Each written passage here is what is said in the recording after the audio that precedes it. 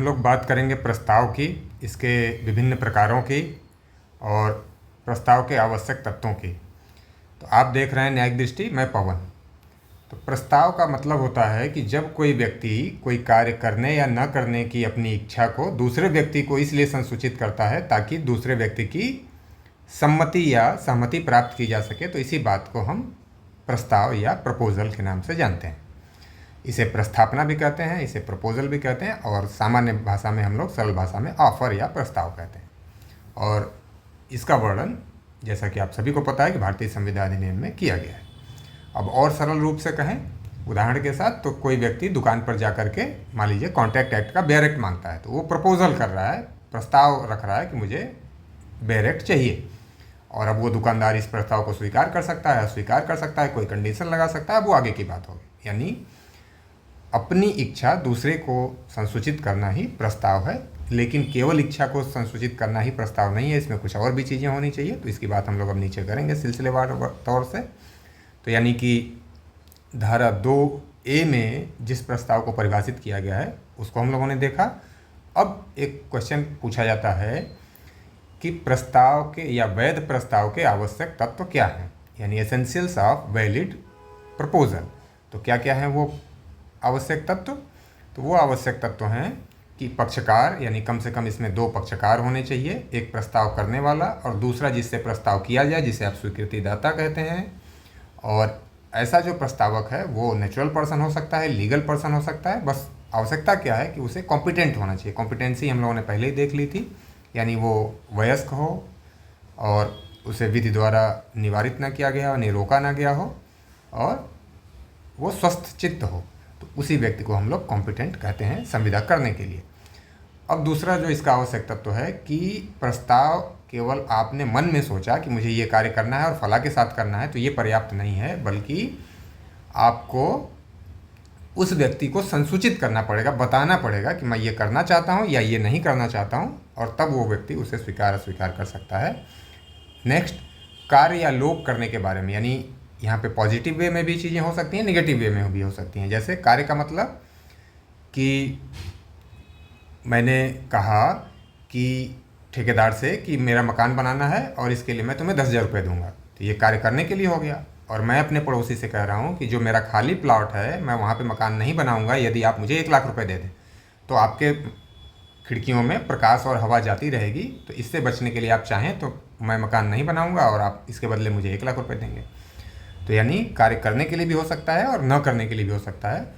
और संसूचना में एक उदाहरण आप ये भी ले सकते हैं कि जैसे मैं किताब की दुकान पे जाता हूँ और चुपचाप खड़ा हो जाता हूँ, मेरे मन में है कि मुझे कॉन्ट्रैक्ट एक्ट का बेयर एक्ट चाहिए, लेकिन मैं कुछ बोलता नहीं हूँ। यानी बताना पड़ेगा, चाहे वो आचरण से आप बताएं, चाहे शब्दों से बताएं, किसी न किसी रूप में बताना पड़ेगा।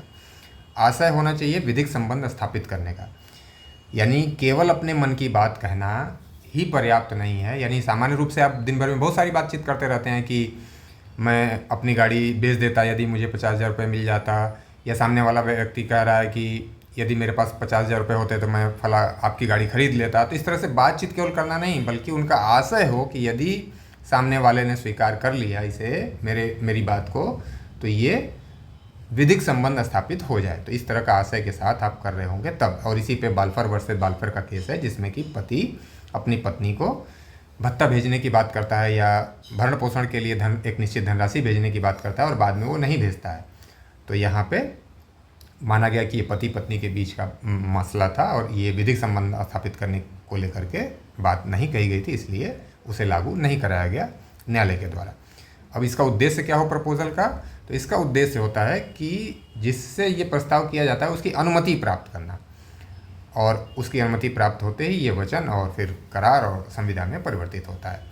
प्रस्ताव में निश्चितता होनी चाहिए, यानी जो भी निबंधन या शर्तें या टर्म्स और कंडीशन जो लिखी गई हों कार्य करने या न करने के बारे में, वो बिल्कुल सर्टेन हो। यानी किताब की दुकान पर आप जाकर के कहते हैं कि मुझे कोई एक बेयर एक्ट दे दीजिए, तो अब वो दुकान पे 50 या 100 तरह के बेयर एक्ट हैं, वो कौन सा बेयर एक्ट आपको देगा?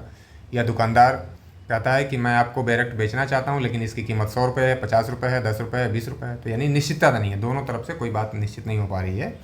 तो जो भी आप प्रस्ताव दे रहे हों उसकी टर्म्स कंडीशन बिल्कुल निश्चित हो, ताकि स्वीकार करते ही वो वचन में कन्वर्ट हो सके। अब इसी संदर्भ में यदि हम लोग केस लॉ की बात करें तो जैसे कि अभी मैंने ऊपर आपको बताया कि बालफर वर्सेस बालफर में विधिक संबंध स्थापित करने की बात की गई, और लालमल बनाम गौरी दत्त के मामले में संसूचना की बात की गई कि जब तक प्रस्ताव की संसूचना किसी व्यक्ति को नहीं हो जाएगी तब तक वो उसे स्वीकार नहीं कर सकता और तब तक ये संविदा नहीं बन सकता और बाध्यता या वचन में ये कन्वर्ट नहीं होगा। अब प्रस्ताव के प्रकार की बात की जाए तो प्रस्ताव निम्नलिखित प्रकार के हैं, जिसमें कि मुख्य 5 प्रकार के प्रस्ताव माने जाते हैं। तो विशिष्ट प्रस्ताव, पर्टिकुलर या स्पेसिफिक ऑफर, यानी ये किसी पर्टिकुलर पर्सन को किया जाता है। एक रील वायरल हो रही थी जिसमें आपने देखा कि कैप्टन अपने भावी जीवन साथी को प्रपोज कर रहा है, तो यानी पर्टिकुलर एक पर्सन को ये प्रपोजल दिया जा रहा है। तो पर्टिकुलर एक पर्सन को जब आप, यानी मैं किताब की दुकान पे जाता हूँ और दुकानदार से कहता हूँ कि फला किताब मुझे दीजिए, तो मैं एक व्यक्ति से वो प्रस्ताव कर रहा हूँ।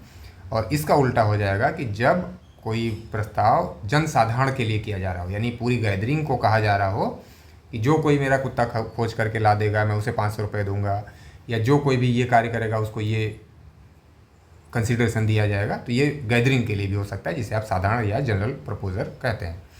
अब इसके लिए जो केस लॉ है वो कार्लिल वर्सेस कार्बोलिक स्मोक बाल कंपनी का केस है, जिसमें कि कंपनी ने लोगों से कहा कि जो भी उनका ये स्मोक बाल यूज़ करेगा उसे इन्फ्लुएंजा नहीं होगा, और हो जाएगा तो मैं उसे 100 रुपये दूंगा। तो इसको माना गया कि ये जनरल प्रपोजल है और कोई भी इसे एक्सेप्ट कर सकता था। क्रॉस प्रस्ताव या क्रॉस ऑफर क्या है? तो दो व्यक्ति यानी बिल्कुल सेम अपनी अपनी इच्छा व्यक्त कर रहे हों, लेकिन दोनों को एक दूसरे के प्रस्ताव के बारे में पता ना हो, केवल अपने अपने प्रस्ताव को ही वो भेज रहे हैं, और डाक के नियम के अनुसार ये डाक में आपस में क्रॉस होता है। तो इसी डाक में क्रॉस होने के आधार पर इसका नाम रख दिया गया क्रॉस ऑफर। यानी ए भी वही बात कह रहा है कि मैं 10 रुपये में अपनी कार बेचना चाहता हूँ, और बी भी यही बात कह रहा है कि मैं 10 रुपये में आपकी कार ख़रीदना चाहता हूँ। तो ये दोनों अपने आप में प्रपोजल हैं, इसको एक्सेप्ट नहीं किया जा सकता क्योंकि प्रपोजल की कोई जानकारी नहीं है लालमन शुक्ला वाले केस के अनुसार। तो ये हो गया क्रॉस प्रस्ताव या क्रॉस ऑफर। प्रति प्रस्ताव, प्रति प्रस्ताव का मतलब कि मैंने दुकानदार से कहा कि मुझे कॉन्ट्रैक्ट एक्ट का बैरेक्ट दे दीजिए, और दुकानदार कहता है कि बैरेक्ट तो मैं दूंगा आपको, लेकिन इसमें 3 बैरेक्ट शामिल हैं, सेल ऑफ गुड्स एक्ट भी है, पार्टनरशिप एक्ट भी है। तो यानी ये दुकानदार की तरफ से अब क्रॉस ऑफर आ गया मेरे पास। अब मैं अगर एक्सेप्ट करता हूँ कि हाँ तीनों एक साथ मुझे दे दीजिए, तो फिर ये एक्सेप्टेंस हो जाएगी मेरी तरफ से, और तब ये एग्रीमेंट या कॉन्ट्रैक्ट बन सकता है। यानी किसी प्रस्ताव में कोई शर्त लगा देना, यही हो जाता है प्रति प्रस्ताव या काउंटर ऑफर। चालू या जारी रहने वाला प्रस्ताव, यानी कि जब सरकार निविदा आमंत्रित करती है तो इसी बात को हम कंटिन्यूइंग या स्टैंडिंग ऑफर कहते हैं, कि एक निश्चित समय तक सरकार डेट देती है कि इस समय तक आप अपना बिड हमें दे सकते हैं या निविदा दे सकते हैं, तो इसी बात को हम कंटिन्यूइंग या स्टैंडिंग ऑफर कहते हैं। अब इसकी संसूचना, यानी जो हम लोगों ने ऊपर बात की कि प्रस्ताव की संसूचना की जानी चाहिए, तो कैसे होनी चाहिए, तो ऊपर हम लोगों ने बात भी की कि ये शब्दों के द्वारा हो सकता है। तो जब शब्दों के द्वारा आप करेंगे तो ये लिखित या मौखिक हो सकता है, और ये आचरण के द्वारा भी हो सकता है। तो आचरण कैसे हो सकता है कि आप रोड पे खड़े हैं, ऑटो आता है और आप वो रुक जाता है ऑटो, आप उसमें बैठ जाते हैं, फिर निश्चित स्थान पे जाकर के आप उतर जाते हैं। तो आप उतरने के बाद आप ये कहें कि मुझसे तो कोई बात हुई नहीं किराए की, इसलिए मैं किराया देने के लिए बाध्य नहीं हूँ। तो आचरण के द्वारा ऑटो आपके पास आके रुकता है, आप उसमें बैठते हैं, तो ये सब आचरण के द्वारा हो रहा है। यानी स्वीकृति भी आचरण के द्वारा हो रही है, प्रस्ताव भी आचरण के द्वारा हो रहा है। तो यानी आचरण के द्वारा भी प्रस्ताव हो सकता है। और ऑफर कंप्लीट कब हो जाएगा, ऑफर की कम्युनिकेशन जो है या संसूचना पूरी कब हो जाएगी, तो जिसे आप ऑफ़र करना चाहते थे उसकी नॉलेज में जब आपकी बात पहुंच जाए तब मान लिया जाता है कि ऑफ़र कंप्लीट हो गया है। इसी तरह से ऑफ़र को वापस भी लिया जा सकता है, लेकिन तभी तक वापस लिया जा सकता है जब तक कि उसे स्वीकार नहीं किया गया है। तो यानी किसी ऑफ़र को स्वीकार करने के पहले कभी भी वापस लिया जा सकता है। तो आई होप कि आपको ये बात यानी प्रस्ताव का जो टर्म्स है वो समझ आया होगा, और अगर आपको ये वीडियो पसंद आया तो आप इस चैनल को सब्सक्राइब कर लें, लाइक करें और दूसरों के साथ भी शेयर करें। कोई आपका सजेशन हो तो उसे आप निश्चित रूप से चैट बॉक्स में लिखें हमें। धन्यवाद। जय हिंद।